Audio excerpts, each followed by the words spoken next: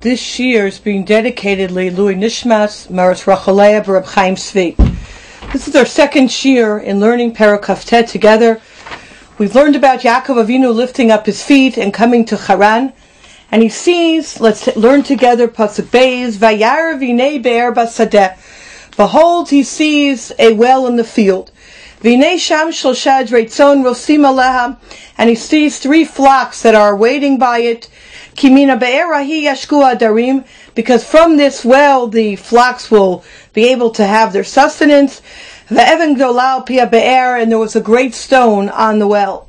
V'nesfu shama kol adarim, and it will only be when all the flocks come that they roll off the stone from upon the well. V'ishku atatzon, then they are able to feed the sheep. Ve'shivo ta'even al pia be'er limkoma, then they return the stone back to the well, on the mouth of the well. So we spoke about that obviously Yaakov Avinu seeing such a sight, it's not just technical. That anything the Chumash, the Torah Kedosha tells us is to learn lessons for, we should understand it as well. Ayin Panim LaTorah, Pardes, Pshat Remes Drash, and so there are many levels of understanding. We spoke about that just Yaakov Avinu saw that Hashem was going to be with him.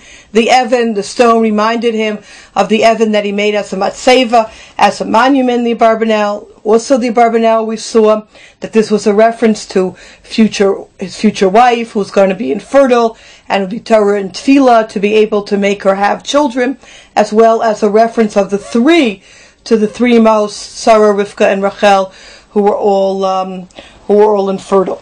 So this is the symbolism that we're trying to understand on what is the Be'er Basadeh about. And we ended with the Malbim who understood the Be'er Basadeh as the Beis HaMikdash in Golos, that even in Golos there's going to be a time that Yaakov Avinu is going to lead the Rachel, the Tzom Kedoshim, back to Eretz Yisrael. In the Hasidic commentators, we understand that this pasuk is understood in terms of Avodas Hashem, that the 3 flocks of sheep from whom gain their nourishment from the well is an approach for us in our Avodas Hashem, how we can come closer to Kadosh Baruch Hu.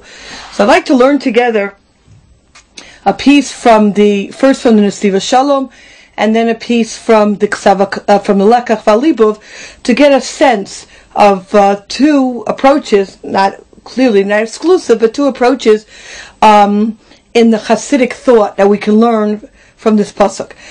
We turn to page 74 in the booklet. He says the following: Vayar v'nei be'er basadeh. He quotes the pasuk. B'medrash doresh ofanim shanim b'mashmot be'er basadeh. The Medrash understands many different levels to the be'er basadeh.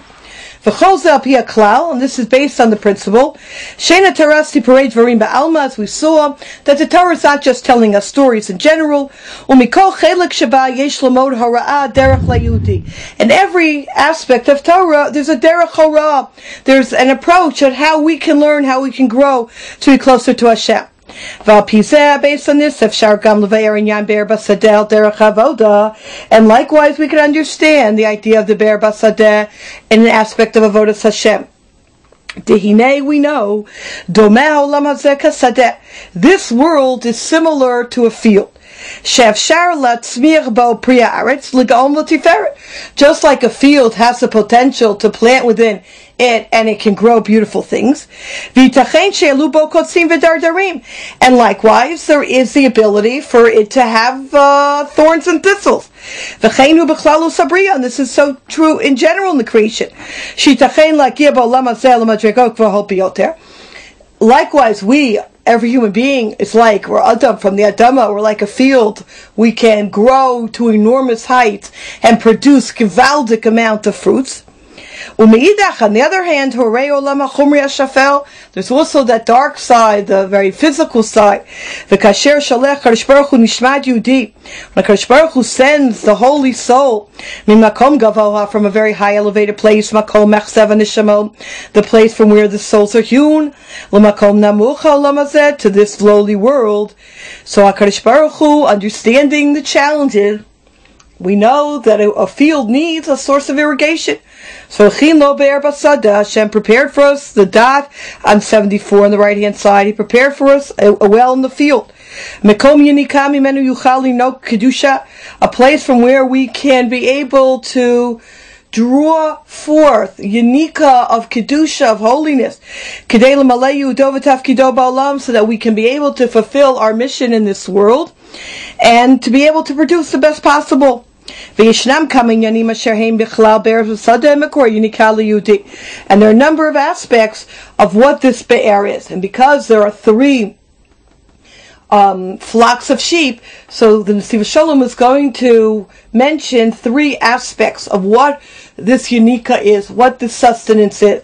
And let's keep in mind, because I believe the Nesiv Shalom is going to touch on it, albeit in a not in a direct way. We mentioned last time, and we'll talk more about Mir Hashem at a future date, that the shepherds are never mentioned. It's just the flocks, and that's also important. The first well that we have that he mentions is Shabbos